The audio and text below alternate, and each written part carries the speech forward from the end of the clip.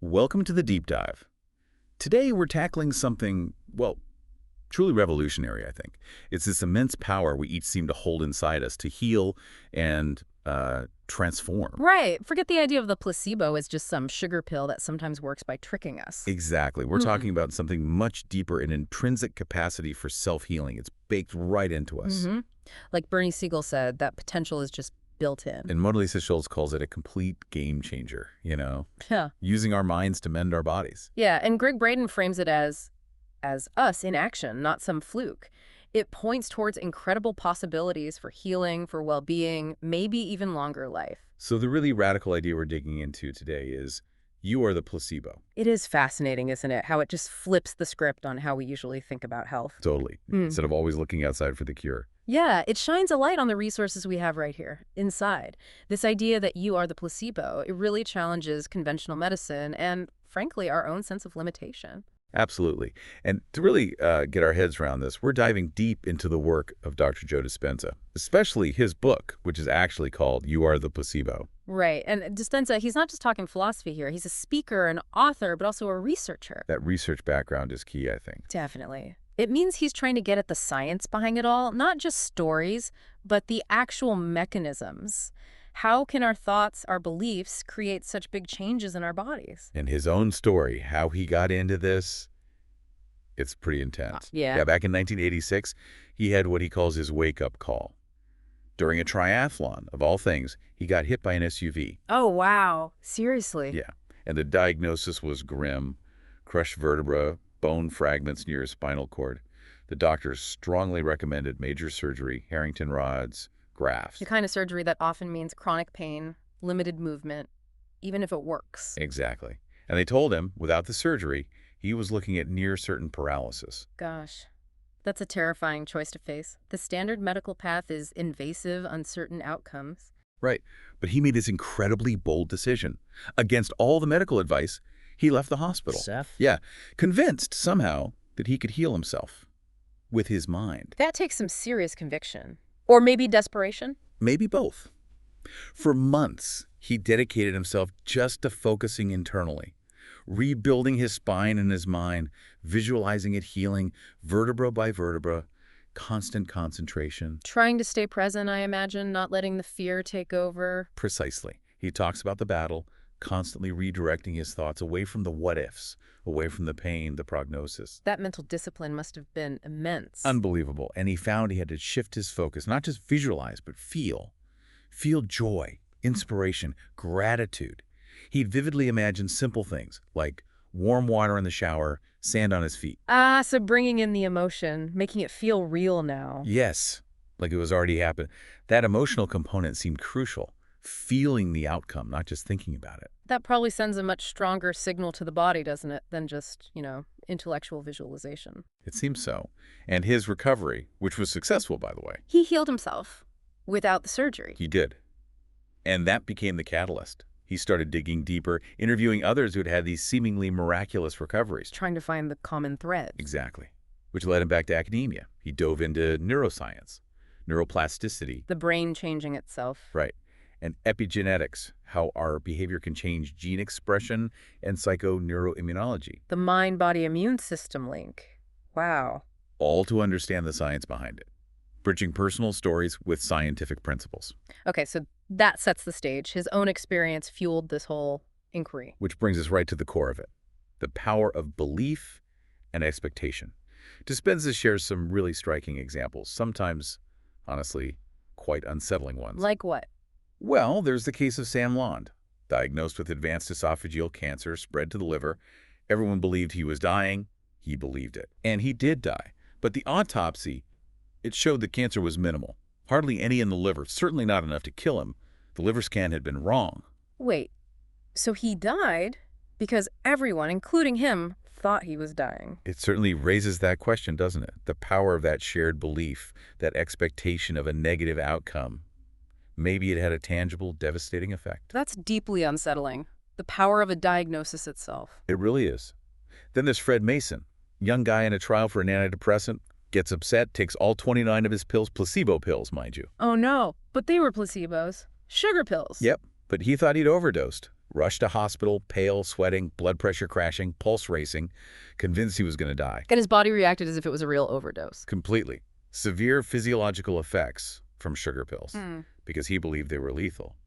It shows how powerfully the body reacts to what the mind perceives as a threat. Even if the perception is totally wrong, wow, the body just responds to the belief. And maybe the most famous example is Mr. Wright and this drug Krebiosin. Yes, I think I've heard of this one. Advanced cancer. Desperate. Hears about Krebiosin, pins all his hopes on it, gets an injection, and his belief is so strong the tumors just melt away. Incredible. He's overjoyed. But then reports come out. Krebiosin is worthless. Mineral oil, basically. Oh, crushing his hope. Totally. He relapses immediately. But then his doctor, who maybe still had a shred of belief himself, tries something, tells Wright he has a new super potent version, gives him another shot, probably just water. Tumors vanish again. No way, just based on the renewed belief. It seems so. But then the final definitive reports come out. Krebiosin is useless. Wright loses all faith, completely. And this time, he dies within days. Gosh, that story, it's almost unbelievable. His physical state just mirrored his belief, didn't it? Up and down with his faith and the It treatment. really suggests our belief can be a huge factor, maybe even the deciding factor sometimes, like we have our own internal pharmacy. It really makes you wonder. And it's not just these wild, dramatic stories, is it? Not at all. Even in standard medicine, this power shows up. Think about Dr. Mosley's studies on knee surgery for osteoarthritis. The sham surgery ones. Exactly. Some patients got the real surgery, others got the whole setup anesthesia, incisions, but no actual repair inside the knee. And the results. Astounding. Both groups reported similar, significant pain reduction and improved mobility, sometimes lasting for years. So the belief in the surgery, the whole ritual of it, was potentially as powerful as the procedure itself. It strongly suggests that, yeah.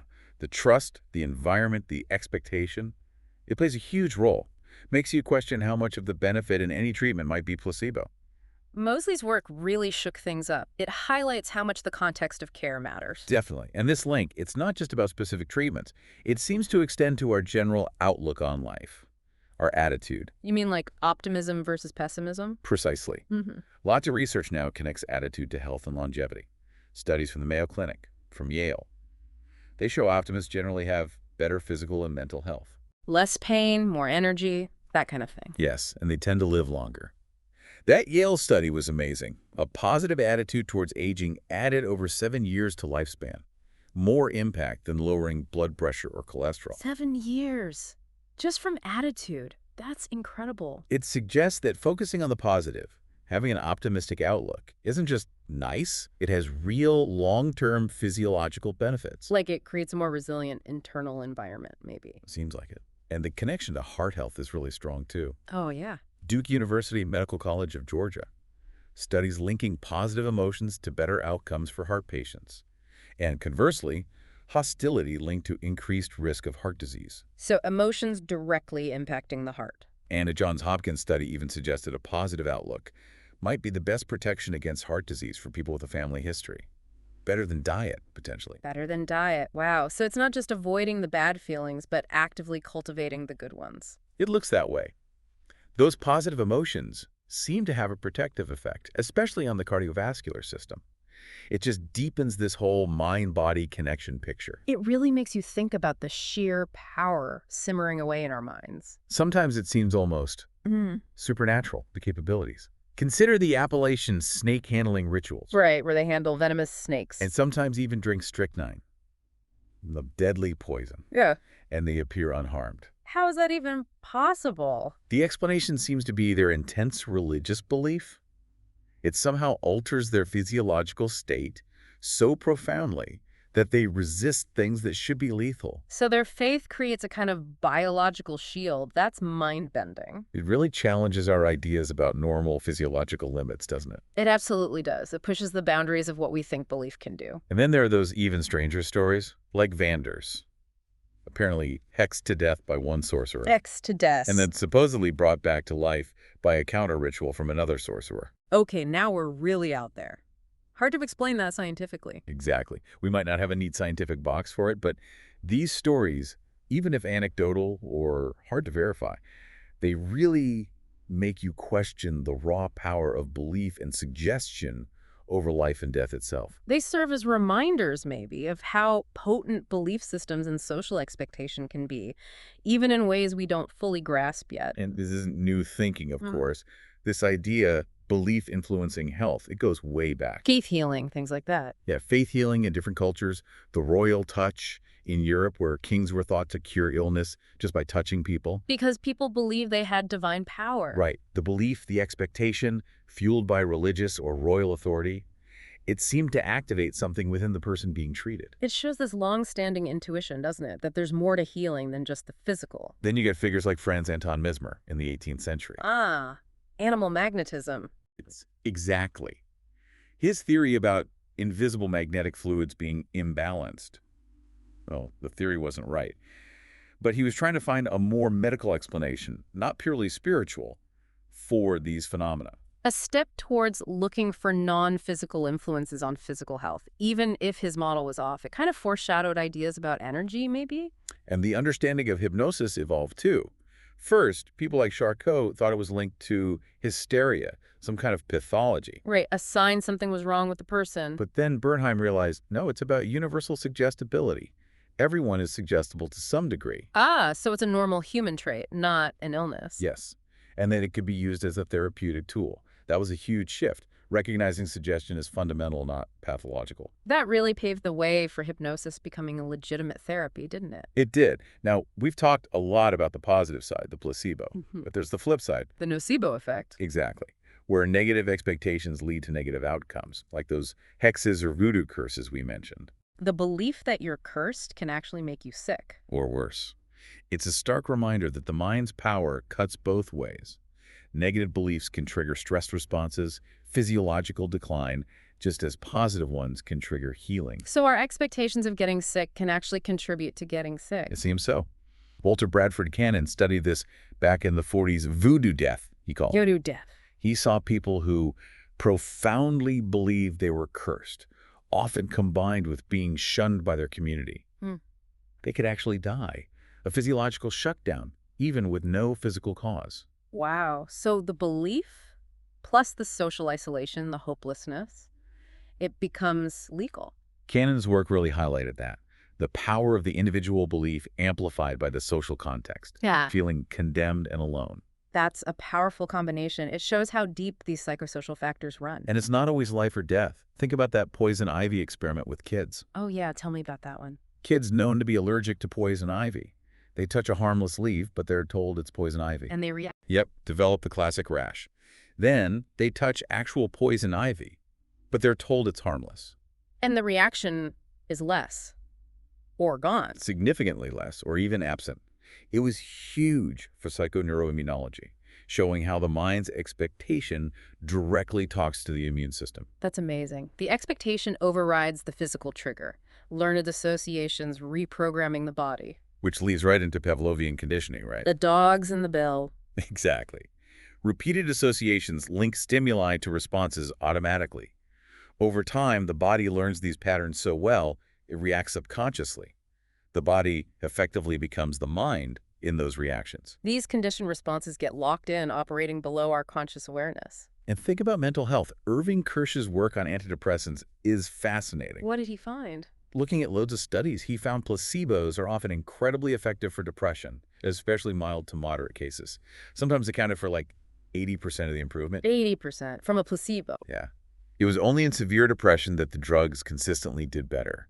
It really makes you question how much of the drug effect is, well, drug effect versus expectation and the whole ritual of treatment. Especially for depression, where belief and hope are so crucial anyway. Kirsch's work suggests the act of seeking help and believing it can help is powerful in itself. But here's where it gets even weirder, maybe. Placebos can work even when you know they're placebos. Wait, how does that work? Isn't the whole point that you don't know? That's what we used to think. But Ted Kapchuk at Harvard did a study with IBS patients. Gave them pills, clearly labeled placebo pills. Labeled placebo. Yes. And they explained openly, these are inert. But research shows placebos can trigger self-healing through the mind-body connection. Okay, so what happened? That group reported significantly more symptom improvement than a group who got no treatment. Even knowing it was a placebo, that's wild. It totally challenges the idea that deception is necessary. It suggests maybe it's the intention, the ritual, the belief in your own healing capacity that gets triggered. So the power isn't just in the pill or tricking the mind, but maybe in the conscious engagement with the process of healing itself. That's revolutionary. And it's not just pills. Another Harvard study, this time with hotel maids, Okay. they just informed one group that their daily work cleaning rooms, pushing carts, actually met the Surgeon General's recommendations for exercise. Mm-hmm. They didn't change their work at all. Just change their understanding of the work they were already doing. Exactly. And that group showed measurable improvements, lower weight, blood pressure, body fat, compared to a control group who weren't given that information. Just from reframing the activity, seeing it as beneficial exercise. Yep. The meaning they assigned to their actions seemed to change the physical effect of those actions. Our perception profoundly influences the outcome. That's incredible. Mindset literally changing physiology. All of this just points to how deeply our thoughts can change our brain and body. Literally. Neuroplasticity in action. Right. Repeated thoughts strengthen neural pathways, even create new ones. That's how we learn, how we change. But Dispenza talks about crossing the river of change, Meaning. that uncomfortable gap between the old self and the potential new self. Letting go of old patterns, old ways of being. It feels weird, uncomfortable, like a kind of biological death of the old personality. And the temptation is to run back to what's familiar, even if it's not good for us. Exactly. But knowing that discomfort is the change happening, dismantling old circuits, beliefs, emotional addictions, that gives you the strength to push through it. Understanding the process makes the discomfort more manageable. And that loop of thinking and feeling is so powerful. Thoughts create feelings. Feelings fuel more of the same thoughts. Keeping us stuck in the past. Yeah. Our emotions can condition the body so strongly that the body essentially is the unconscious mind running old programs. Like the public speaking example. Perfect example. Just thinking about giving a speech can trigger the racing heart, sweaty palms, the whole fear response based on a past bad experience. Even if this time might be totally different, the body reacts to the memory or the thought of the memory. Right. The body doesn't always distinguish between a real event and an emotion generated purely by thought. We can get addicted to those familiar emotional states, even negative ones. Making it really hard to break free and create something new, that emotional inertia. But here's where it gets really mind-bending, Mhm. the quantum mind concept. Okay, quantum physics and consciousness. This gets deep. It does. Dispenza suggests we can actually alter physical reality with our thoughts, beliefs, expectations. How so? From a quantum view. Well, the idea is that all possibilities exist simultaneously in the quantum field, like a sea of potential. Okay. And it's our observation, our focused attention and intention that collapses those possibilities into the reality we experience. So our consciousness plays an active role in selecting our reality from this field of potential. That's the idea, because fundamentally, atoms aren't solid bits. They're mostly energy potentials. Matter and energy are interchangeable at that level, connected in this quantum field. Moving beyond classical cause and effect into a realm where mind influences matter directly. Right. And our state of being, our thoughts and feelings combined, radiates an electromagnetic signature, an energy field. And that field interacts with the quantum field. That's the proposal.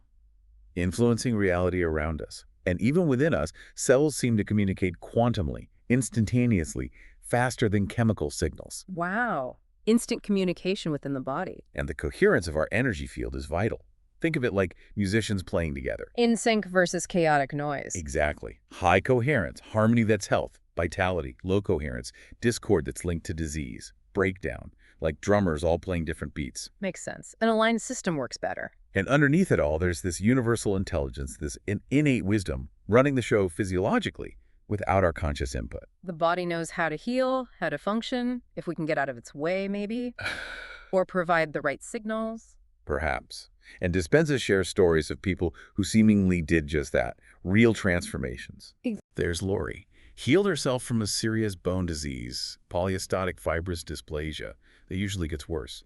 She did it over 2 years by consciously changing her thoughts and beliefs, even as her life circumstances got harder. Wow. Maintain that internal focus despite external stress. And Candace got a scary diagnosis, refused to accept it, chose gratitude, visualized a healthy future, and recovered completely. Choosing her future reality. And Joanne.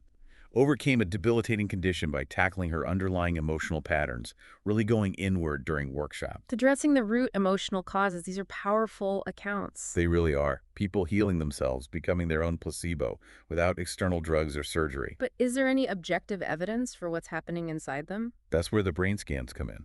Dispenza uses EEGs during his workshops. Measuring brainwaves. Yes. Huh. Looking for patterns. Red lines mean hyperactivity, blue means hypoactivity.